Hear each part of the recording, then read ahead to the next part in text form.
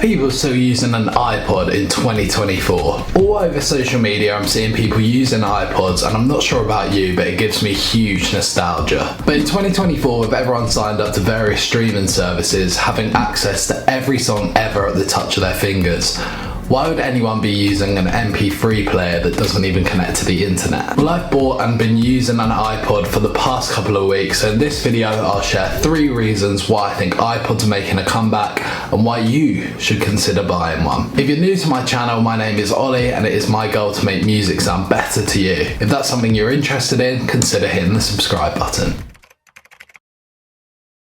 So over the past few years, a lifestyle trend has emerged where people view themselves as the main character of their own lives. You might have seen this on TikTok or other social media platforms where people highlight small, joyful moments, like admiring fresh pastries at a bakery or wearing a standout outfit. This trend, known as romanticizing your life, aims to make even the most mundane days feel special. iPods, mainly functioning as music players, are perfect for this lifestyle because they minimise distractions, allowing you to fully immerse in the music and set the mood for your romanticised life. By focusing on a single album or playlist without temptation to skip tracks, you can enjoy music more mindfully, which has been linked to better emotional regulation and reduced stress. But the iPod's ability to romanticise your life goes way further than just a listening experience. The iPod now has officially become retro, which is crazy to me since it was the device of my childhood. But with Apple officially discontinuing production of the iPod in 2022,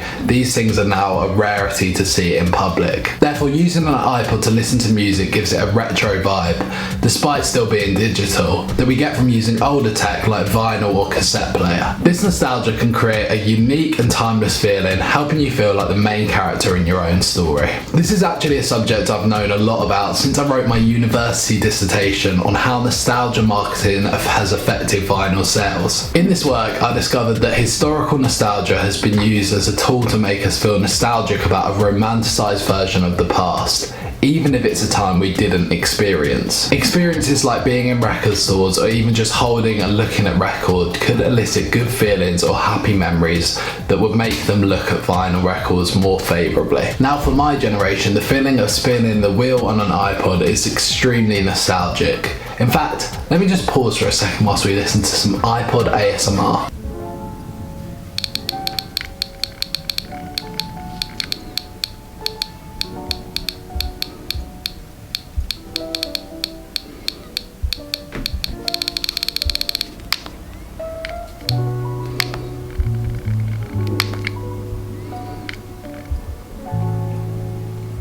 Even just those sounds, to a lot of you, might have brought you back to a time when life was simpler, maybe even a time when you had little to no responsibilities. Therefore, iPods are now the perfect portable time capsule to a different time in our lives, as they represent a longing for this time in the past. This longing for the past has made iPods a lot more desirable, but how does the listening experience impact the demands for iPods?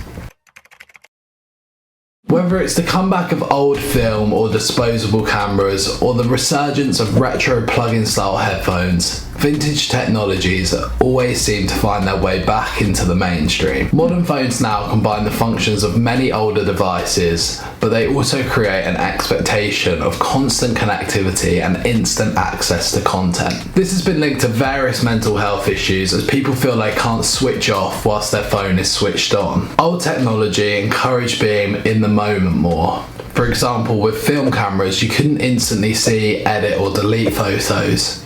You had to wait until the roll was finished and developed, which could take weeks. This meant that people cherished the moments they chose to capture, taking a picture and then moving on. The revival of vinyl records is also being driven by a desire for a more focused and simple way of enjoying music, which is now extending to more portable forms. We've seen cassette players making a comeback, offering a cool aesthetic, but requiring physical tapes can be a bit of a burden. With an iPod, however, all of your music is on one device, allowing for an undistracted listening experience free from the myriad of functions of modern smartphones. By using old technologies, people are rejecting the trends pushed by big corporations and seeking a more intentional experience. And speaking of big corporations, doesn't it feel like we're being controlled into listening to certain artists by the use of algorithms? Well, I think iPods could be a big middle finger to streaming platforms. Let's talk about it.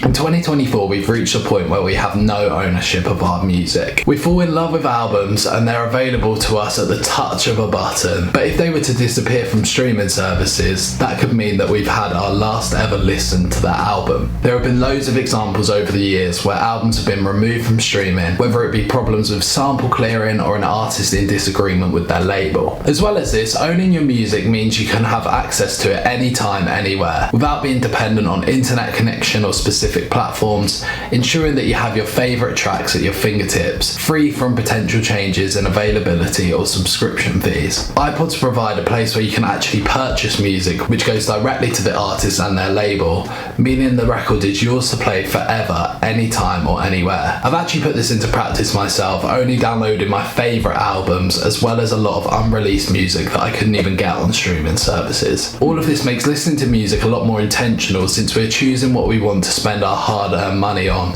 rather than just streaming a couple songs from a load of different albums. With an iPod, you have no recommendations about the latest releases or playlists put together to push certain artists on you. All of your decisions are down to how you feel and what you want to listen to in the moment. Research shows that personal music selection can improve emotional well-being and satisfaction, as people often choose music that reflects their mood or personal preferences, leading to a more meaningful and engaging experience. I think people are experiencing algorithm fatigue, so the use of the iPod is a push against algorithms, letting us intentionally choose which artists, albums, playlists or songs we want to listen to. But spending money on an iPod and loads of albums might not be for you, so if you want to discover new music in a way that's free from algorithms, click or tap on this video to find out exactly how to do that.